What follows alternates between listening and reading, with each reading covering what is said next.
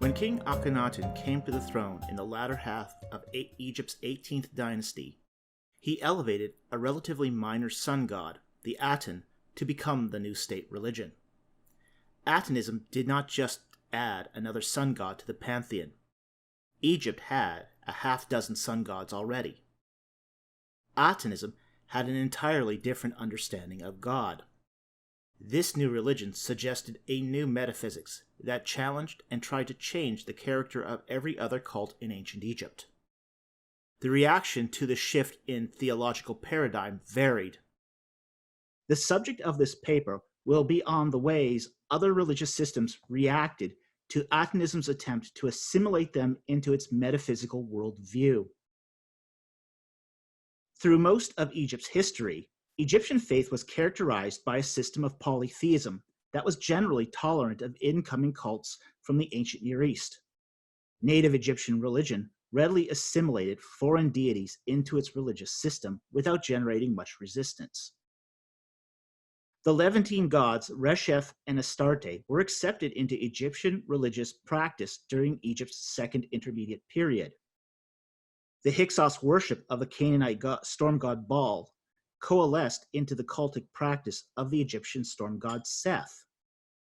And even after the Hyksos were driven out of Egypt, the Egyptians continued to venerate Baal and worship him in his temple at the former Hyksos capital of Avaris well into the early 19th dynasty. The easy acceptance of foreign gods into Egypt's religion was facilitated by common metaphysics. Many cults across the ancient Near East shared a similar basic understanding of divinity. For example, acceptance of Baal did not significantly impact the status or worship of native Egyptian gods, such as Amun RA. Many of these groups presented simple conceptions of divinity inhabiting space within the physical world. When considering Atenism, it is important to dispel the misconception that Atenism was monotheistic. Prior to the Amarna period, Egyptian deities were localist in nature, but allowed for expression of regional cultus. Localism is the belief that the true presence of a god can only be in one place at a time.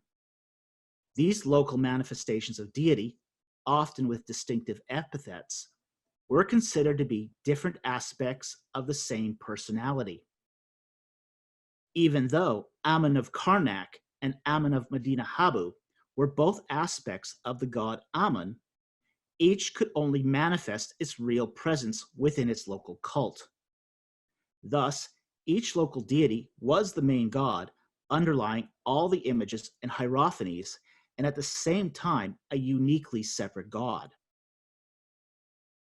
Instead of a confusion of many local gods, Atenism was one god having many manifestations, but with worship strictly localized at Amarna. That worship was confined to the solar disk, the Aten, and the king, Akhenaten, as its highest manifestations. Atenism also differed from classical Egyptian thought in its belief about creation. Traditional Egyptian belief focused upon creation myth as foundational, but Atenism disregarded physical creation altogether while maintaining Aten as creator. The Aten was extolled as the, quote, creator of all who makes them live, he who is self-created, he who is never born, end quote. Atenism accepted the idea of immanence in the act of continuous creation. That act made every living being come alive by sharing the substance and the breath of the Aten. Quote, you are one, yet a million lives are in you. To make them live, you give the breath of life to their noses, end quote. Aten was bidirectionally eternal, meaning that the Aten was in eternity past, the same as he is today, and going forward will remain the same. Thus, the answer to the question of origins always centered upon manifestations of the Aten. This sort of divinity was not quite henotheism in the classical sense. nor was it any kind of monotheism per se. Because Atenism popularized the one and the many theology, Akhenaten's religious reforms transformed Egyptian religion from a plurality of gods to one deity radiating from a single source, incorporating the substance of all other gods. Atenism was the ultimate deconstruction of deity that Amenhotep III had first attempted, carving out of Egyptian religion a monolatrous pantheism. The difference between monolatrous pantheism and monotheism is subtle but important. While both religious views believe that one should worship only one god, each system makes radically different claims about divinity and the world. Monotheism maintains that there is only one god and no other god exists. Monolatrous pantheism does not deny the existence of other gods, but maintains that any real god is a manifestation of the one god. Now, it is clear that Atenism had a strong syncretizing effect upon many of the cults of New Kingdom Egypt. Even though Atenism was the state religion, and Akhenaten as king was the de facto high priest of every cult in Egypt, it is equally clear that not all cults simply went along with Atenism's new metaphysics. Egypt, being a military dictatorship, was not tolerant to open defiance of the king's religious mandates, since those mandates were incorporated into the king's throne name, making any open criticism of that religious mandate an act of sedition. While there were religious freedoms in Egypt as to what cult one could worship, or even to criticize non-royal cults, that freedom did not extend to the steering mandates of the king. Contrary to popular belief, evidence that the Amarna period ended in open revolt is too thin to draw that conclusion. More likely, those that did not agree with Akhenaten's religious mandate probably did so with passive forms of resistance. Karnak was the cult site dedicated to the Theban triad, Amun RA, Mut, and Khonsu. Before Akhenaten took the throne, the cult of the sun god Amun RA had been the primary royal cult for the Theban kings for most of the New Kingdom, and the cult was the major competitor and rival to Atenism. Amun RA was believed to be king of the gods, but Atenism held that the gods were manifestations of the Aten, and that only Aten was king.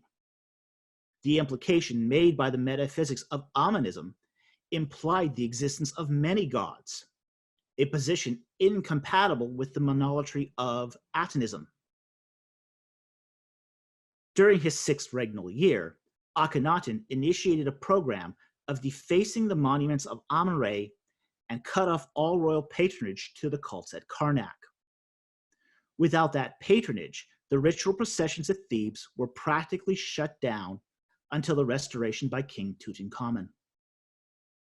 Nevertheless, evidence exists that Thebes continued to be used for administrative functions and some of the non-religious duties of the priestly establishment, for example, the settling of civil disputes. Yet, further outside the royal sphere of influence, cults in opposition to Atenism continue to practice without interruption from Amarna.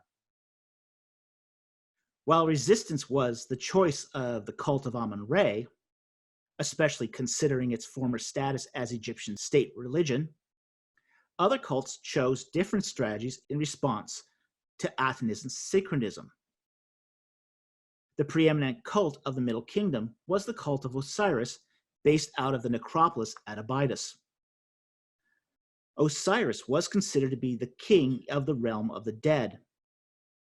But Atenism denied a separate realm for the dead, let alone that any other god was king. The cult of Osiris was included in the Damnatio Memoriae program, but to a lesser extent than for Amun RA. While Osiris worship was not openly practiced, tenets expressed by the Osiris cult continue to be practiced through belief in Anubis, which was part of the Osirian cultus.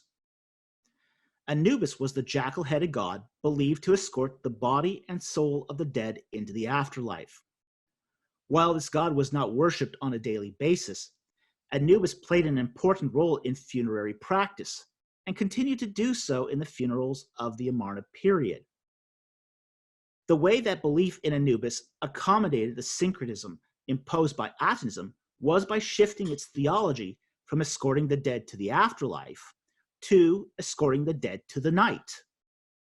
And the Anubis cult had no problem being assimilated into Atenism, so this cult deftly changed its theology to meet local cultural needs. The flexibility of the Osirian cultus allowed the belief system to spread across the Mediterranean, where it survived well into the Roman period. So far, we have seen two strategies in response to Atenism: passive resistance and assimilation. But the majority of Egyptians did not participate in state religion. The two most popular cults in Egypt belonged to Thoth, the god of writing and magic, and Hathor, the goddess of fertility and childbirth. Some evidence exists that Hathor was included in the Damnatio Memoriae, but the destruction of Hathor's name was limited to official state monuments or the tombs of nobles. Akhenaten's theocratic city of Amarna was built across the river from the major cult city of Hermopolis Magna. Hermopolis Magna was the home of the creation gods of the Ogdoad, and was probably where the hidden god Amun was first worshipped. It was also the primary cult center for the Thoth cult, whose religious practices centered upon learning, writing, and magic. While under Amarna's shadow, it would be reasonable to suggest that the priests at Hermopolis Magna were on a tight leash if they were allowed any sort of free worship at all. In other places, worship of Thoth seems to have avoided Damnatio Memoriae and continued as a part of private worship by scribal classes. While high court officials subscribed to the tenets of Atenism, lower officials and scribes may have continued Thoth worship. As a part of the literate classes, the scribes acted as administrators that could deflect attention from their private worship. Thus, popular cults survived through the Amarna period by avoiding engagement with Atenism's metaphysics. Private religion appears to have been an area that was completely untouched by Atenism. In many respects, Atenism was the private cult practice of the royal family, harkening back to the private cult practices of the 5th dynasty Sun temples. However, Atenism used a temple design that was unique in its architecture and ritual practices, even if these temples were built within the influence spheres of major cult centers like Thebes and Hermopolis Magna. The homes of private citizens also contained small shrines, and villages and towns too small for a temple would set up a tabernacle. These tabernacles were used at least as far back as Dynasty 4, and they consisted of a tent with a piece of ritual furniture that contained a cult image. Use of tabernacles, while they left little trace at archaeological sites, aside from rather distinctive post holes, are replete in the iconography of ritual processional furniture. Such private ritual practice required no official priesthood, no formal rituals, and garnered no interest nor sanction by the state. As such, tabernacle ritual practice appears to have only increased during the Amarna period. After the restoration edict of King Tutankhamun, the capital city was moved from Amarna back to Thebes. Atenism lost its royal patronage. Amarna was abandoned, but this was not the end of Atenism. The cult of the Aten continued for another 50 years, until it finally died out during the early 19th dynasty. However, without royal patronage, the monuments built by the Amarna kings were subject to pillaging and vandalism by other cults. During the reigns of Horemheb and Seti I, the restored priesthood at Hermopolis Magna took blocks from Amarna to restore their own buildings. They also defaced teletat blocks that were decorated with images of Levantine Semites, while leaving the images of Nubian slaves unmarred.